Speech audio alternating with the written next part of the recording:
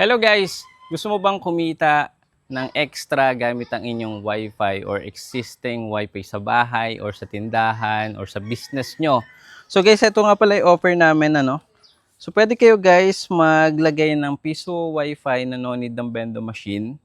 So ito yung tarpaulin na kasama or libre sa package. So pwede kayo mag-customize ng price. For example, yung 1 hour, 1 day, 3 days, 5 days, and 7 days.